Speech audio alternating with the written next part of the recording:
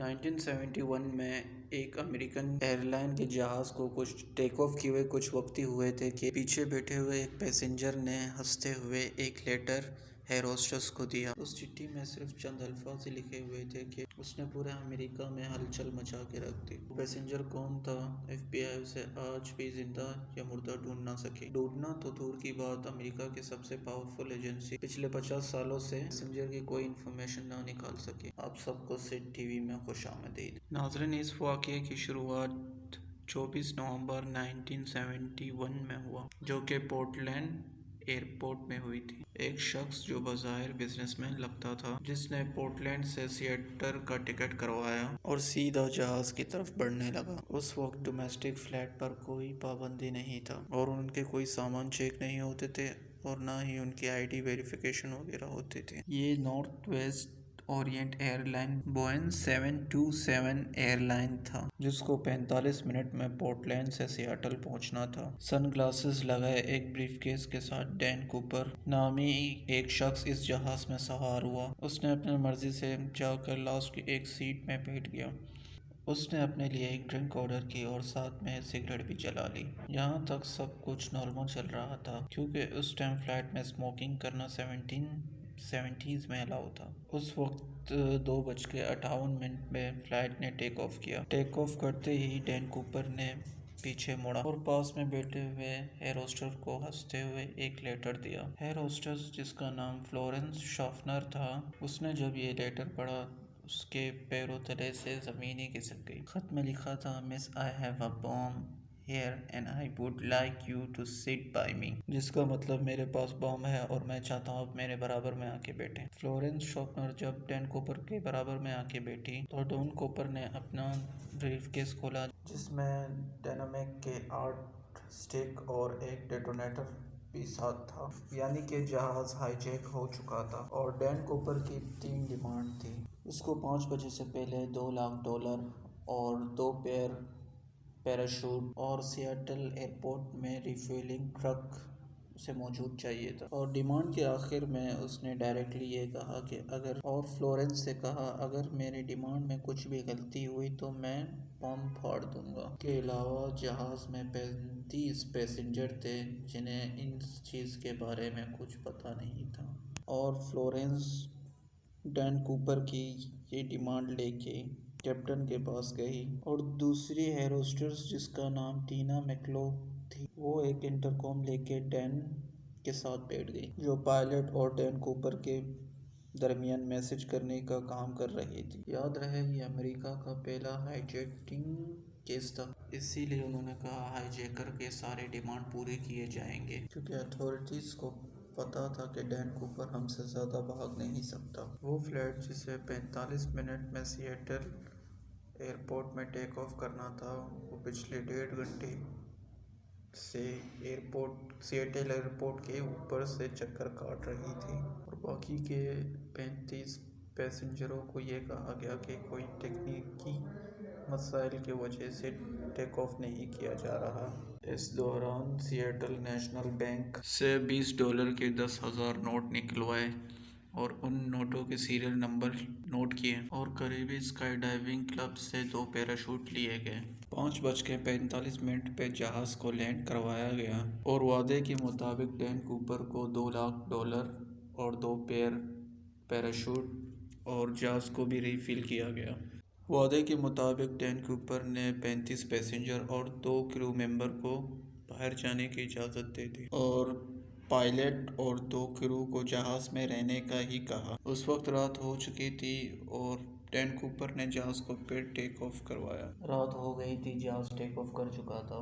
ڈین Cooper نے اپنے پاس بیٹھی ٹینا میکلو کے ذریعے پائلٹ کو خاص انسٹرکشن دیے۔ وہ چاہتا تھا کہ جہاز کے لینڈنگ گیئر اور فلیپس کھلے رہیں اور اسپیڈ 320 کلومیٹر پر آور ہو اور جہاز کو سیدھا میکسیکو سٹی لے جایا جائے۔ پائلٹ نے باقی ساری ڈیمانڈ پورے کر دی، لیکن جہاز کو میکسیکو لے جانا فیول کے حساب سے ممکن نہیں تھا، لہٰذا پائلٹ نے ڈین کوپر کو ری فیولنگ کے لیے 2 آپشن دیے، رینو اور پیونکس۔ ڈین کوپر دونوں پہ راضی ہو گیا اور دوسری طرف لوکل اور فیڈرل اتھارٹیز اپنے کام انجام دے رہے تھے۔ انہوں نے 2 فائٹر جیٹ جہاز کے پیچھے لگا دیا، لیکن وہ اتنی سلو سپیڈ برداشت نہیں کر رہے تھے جس وجہ سے وہ جہاز کے گرد چکر لگا رہے تھے۔ رات کے اندھیرے میں جہاز رینو کی طرف جا رہا تھا، جس کے بعد ڈون کوپر نے ٹینا کو کاکپٹ پہ جانے کا کہا۔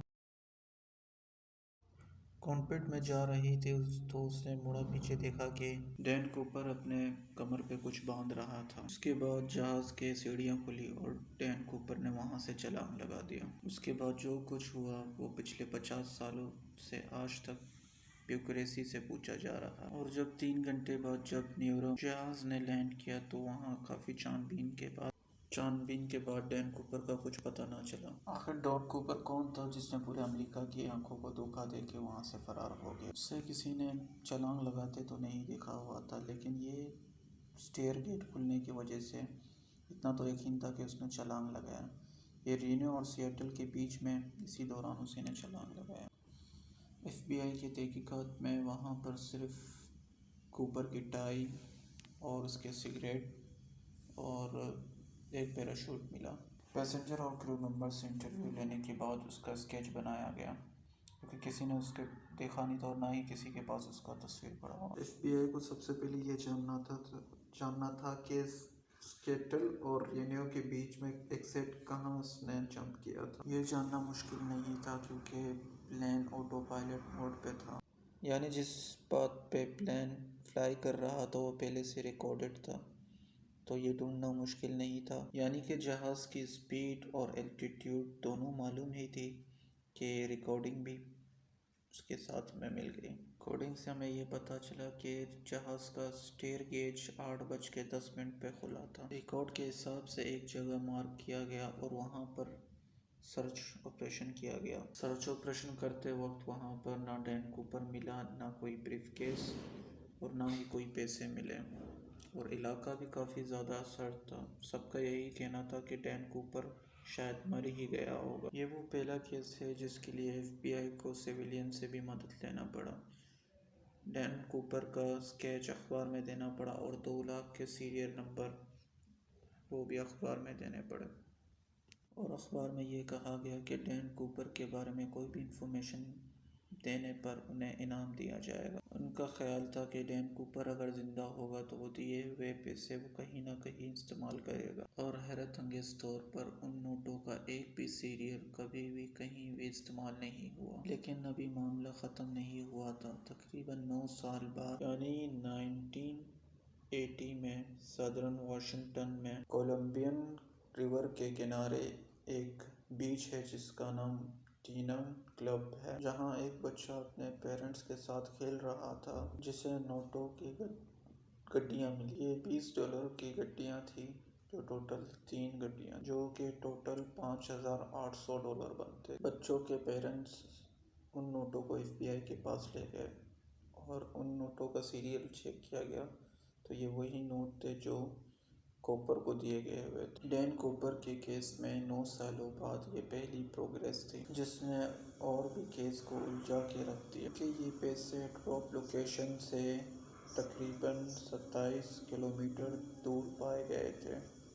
پہلے یہ سمجھا گیا کہ ڈراپ زون میں واقع لوئس ریور میں یہ پیسے ڈین کوپر سے ہی گرے ہوں گے اور وہاں سے بہتے ہوئے کولمبیا ریور تک آئے ہوں گے، لیکن بعد میں نوٹس کیا گیا کہ کولمبین ریور تو اپوزٹ ڈائریکشن میں فلو کیا کرتا ہے، تو یہ پیسے کیسے اپوزٹ ڈائریکشن میں آئے گئے۔ ایف بی آئی کے لیے یہ مسئلہ دن بدن الجھتا ہی جا رہا تھا، بلکہ ٹینا بار بیچ جہاں سے پیسے برآمد ہوئے تھے، یہاں 1974 میں کچھ کھدائی کا کام کیا گیا تھا۔ ہائی جیکنگ کے 3 سال بعد ٹینا بار بیچ کے کنارے ایکسٹرا ریت ڈالی گئی تھی۔ اس نئی انفارمیشن سے یہ ظاہر ہوتا ہے کہ ڈین کوپر یا پھر اس کے کوئی ساتھی نے جان بوجھ کو کیس کو الجھانے کے لیے 3 سالوں کے بعد ٹینا بار بیچ میں آ کر یہ پیسے دفنائے تھے۔ اس کیس کو لے کے کوپین اس کیس کے حوالے سے جو بھی کوپر کے جیسے دکھنے والے لوگ تھے ان سب سے تفتیش کی۔ بہت سے لوگوں کا یہ تھیوری ہے کہ کوپر شاید کوئی ٹرین ملیٹرین کمانڈو تھا، کیونکہ جو پیراشوٹ وہ اپنے ساتھ لے کے گیا تھا وہ ایک ملٹری پیراشوٹ تھا، اور اس کو آپریٹ کرنا اس سے پیراشوٹ سے زیادہ مشکل تھا جو وہ پلین میں ہی چھوڑ کے گیا تھا۔ 1918 میں 5,800 کیش ملنے کے علاوہ بقایا 9,710 نوٹ دوبارہ کبھی نہیں مل پائے۔ ایویڈنس کے طور پر ایف بی آئی کے پاس ڈین کوپر کے پاس اس اسکیچ کے علاوہ خالی یہ ٹکٹ ہے، جس میں اس ٹکٹ میں اس نے خود اپنا نام لکھا تھا، اور یہ ٹائی جس میں کلپ لیفٹ سائڈ پہ لگی ہوئی تھی، جس سے یہ ظاہر ہوتا ہے کہ ڈین کوپر لیفٹ ہینڈڈ تھا۔ اس کیس نے ایف بی آئی کو 50 سالوں سے سوالوں میں الجھا کے رکھا ہے۔ آج بھی ایف بی آئی کی ویب سائٹ میں ڈین کوپر کے تمام ڈیٹیل موجود ہیں، اور اس کیس کی فائل آج بھی کھلی ہوئی ہے۔ امید ہے کہ سیٹ ٹی وی کی ویڈیو آپ لوگ بھرپور لائک اور شیئر کریں گے۔